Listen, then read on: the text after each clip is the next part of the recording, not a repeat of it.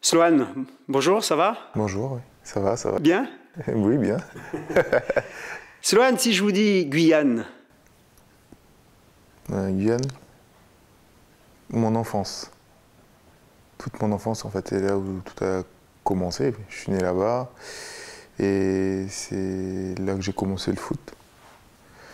Mes parents sont originaires de là-bas, donc c'est là où tout a commencé. où vous avez commencé à jouer au foot? À l'US Namari.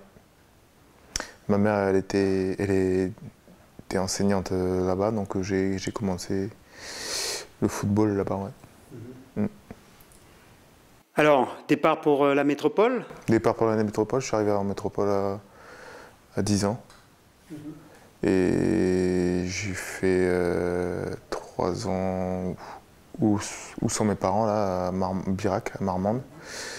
Et après, je suis parti tout de suite en centre de formation à 14 ans.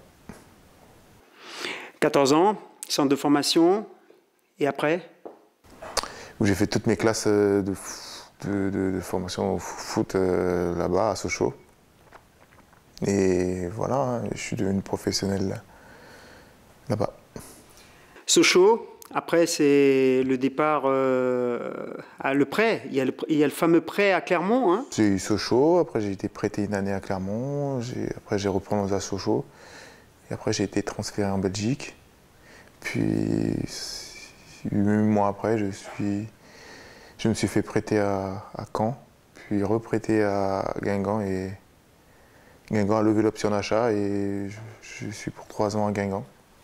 Voilà, maintenant ici avec toi. Plutôt bien à Guingamp, hein? Ouais, je suis bien, franchement, je suis posé, ça se passe bien, il y a tout pour bien réussir, pour travailler, et voilà, on bosse en sérénité. Club familial, comme tu as pu le voir. Parlez-nous un petit peu de ce club même. Ouais, ben, Guingamp, c'est un club qui grandit. Il y a un engouement énorme pour le foot, hein.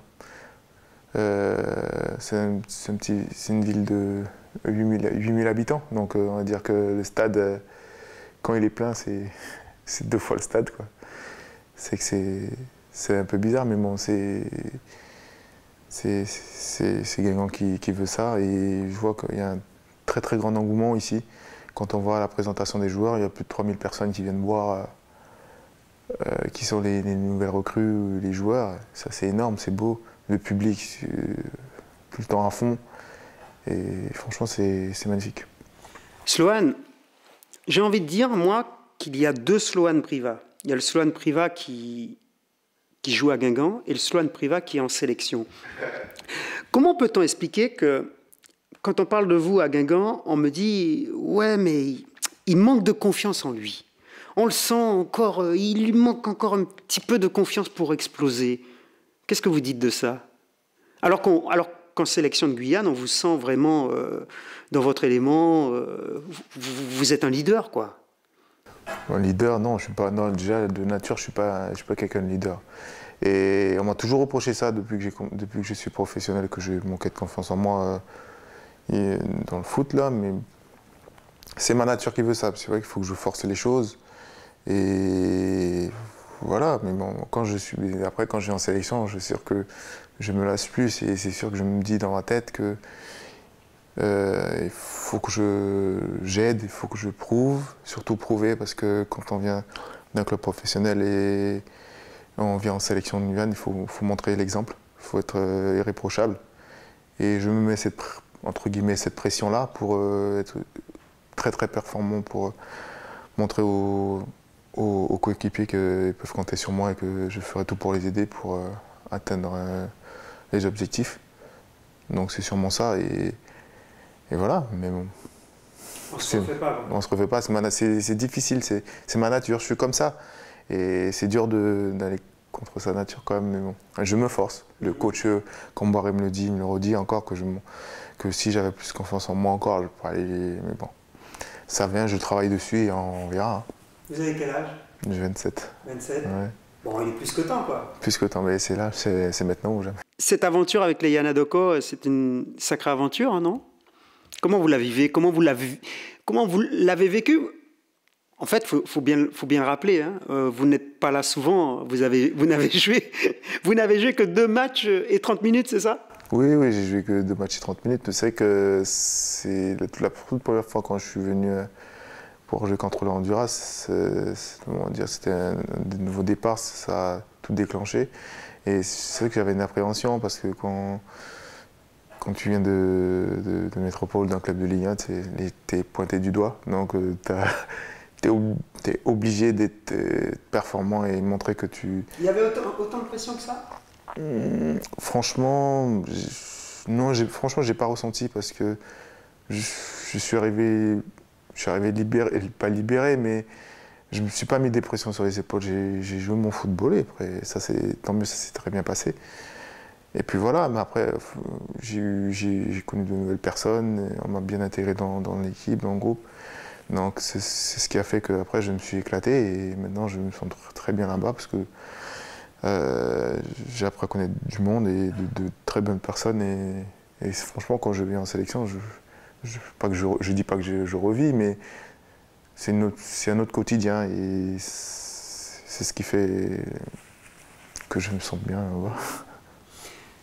Ça reste un grand souvenir, ce fameux match contre le Honduras. Et puis, Haïti aussi. Racontez-moi un petit peu, là, comment vous, avec le recul, comment vous avez vécu ça? Haïti? Haïti, oui. Haïti, non, mais franchement, quand je suis déjà, j'étais très content de retrouver le staff et les joueurs. Parce que ça faisait un moment qu'on ne s'était pas vu. Et je sais qu'il y a un très très bon groupe et une très belle ambiance. C'est ce qui est magique là-bas. Après, on a vécu c'est vrai que c'était pas évident hein, même d'aller gagner là-bas. Et quand on est mené 2-0 au bout de 30 minutes après, on arrive à renverser la vapeur. Donc c'est magnifique. Mais franchement, je vous dis que si on n'avait pas été qualifié là pour la Gold Cup, j'aurais été vraiment très triste. Ça m'aurait embêté quand même un moment parce que il y a un excellent groupe et finir sur une défaite ou une non-qualification pour la Gold Cup après de multiples tentatives, c'est très décevant. Mais là, je vois qu'on a fait le boulot et le groupe sera encore là en juillet et c'est ce qui fait que l'aventure elle est très belle. Sloan, ce match, qu'est-ce qu'il représente pour vous, là, avec le recul? Cette victoire, ce retournement de situation? L'histoire du football ghanéen qui commence. Je pense que c'est... on va plus être vu de la même façon. On va être attendu maintenant. Que ce soit dans les Coupes Caraïbes ou dans les compétitions internationales. Et voilà, donc maintenant, on va dire que la Guyane a un statut maintenant, c'est plus la petite équipe. C'est une équipe qui va être respectée par les autres et c'est ce qu'il faut. Sloan, à la mi-temps de ce match, il y a une remise en question là, totale dans le vestiaire. C'est un moment fort pour vous, c'est un moment clé pour cette victoire? Oui, on va dire que c'est un moment clé. Oui, parce qu'on revient quand même à 2-1. Déjà, c'était le plus dur, c'était de revenir à 2-1. Parce que déjà, à la base, c'est pas pareil quand on est à 2-1 et à 2-0 à la mi-temps. Donc à 2-1, à la mi-temps, on se pose des questions, on se dit que maintenant, 45 minutes à jouer à fond. On doit tout donner. Maintenant, c'est quitte à tomber, en donnant tout, quoi. Mais c'est ce qu'on a fait. On a pris des risques, on a été encore plus offensif et ça a payé. Ludovic Ball dit j'ai pris la parole, j'ai pris mes responsabilités. Oui, il a pris la parole, il a dit les 4 vérités aux gens concernés et devant tout le groupe. Et voilà, maintenant on s'est parlé, tout le monde a parlé, tout le monde s'est dit les choses et il fallait secouer. Il fallait se secouer et voilà, maintenant on était des hommes. Maintenant il n'y avait plus de personnes dans son coin, il fallait se dire les choses pour arriver à décrocher cette qualif. Les Yanadoko, c'est un groupe qui, de temps en temps aussi, a besoin de se bousculer. Il faut savoir se dire les choses. Quand on est en collectif, un groupe, il faut savoir se dire les choses pour avancer. C'est pas en parlant derrière le dos ou en chuchotant à son adversaire que ça va bouger. C'est pas bon, c'est malsain. Donc se dire les choses en face, au moins on sait ce que la personne pense et on met les bleus de chauffe pour gagner. Parce que maintenant, les gens, on va retenir tout un groupe, on va retenir une personne. Donc maintenant, tout le monde est content parce que les Yanadoko, que ce soit remplaçant qui ait joué 2 minutes ou un gars qui a joué tout le match, on est tous dans le même paquet et tout le monde a la même récompense. Ça représente beaucoup pour vous, les Yanadoko, parce qu'on se souvient de cette image, et vous savez, ça a fait un petit peu le tour des réseaux sociaux, et ça a vraiment fait plaisir aux Guyanais. Vous vous souvenez de ce but que vous marquez avec Caen, où vous levez votre maillot et en bas, il y a Yanadoko. Vous ne pouvez pas savoir comment ça a fait énormément plaisir à la population. Vous étiez conscient de ça au moment d'accomplir ce geste? Oui, parce que déjà, c'était un gros match, c'était contre Lyon. Et je savais que le match était diffusé sur Canal+. Donc je me suis dit pourquoi pas. Et ouais, je l'ai fait et c'est tombé pile poil, donc ça a bien marché. Et tant mieux, j'ai montré que ça me tenait à cœur de venir jouer avec la sélection et que j'ai pris énormément de plaisir à venir et que voilà, maintenant je vais y retourner. Alors, vous allez y retourner pour ce double rendez-vous, hein, puisqu'il y a d'abord la Coupe des Nations de la Caraïbe, et puis derrière, il y a cette fameuse Gold Cup. Vous avez envie d'y être? Ah oui, moi, comme je dis, moi, la Gold Cup, c'est une expérience au niveau international. Donc moi, j'ai pas eu cette chance d'évoluer à un niveau international ou des coupes comme ça. Donc là, j'ai l'opportunité.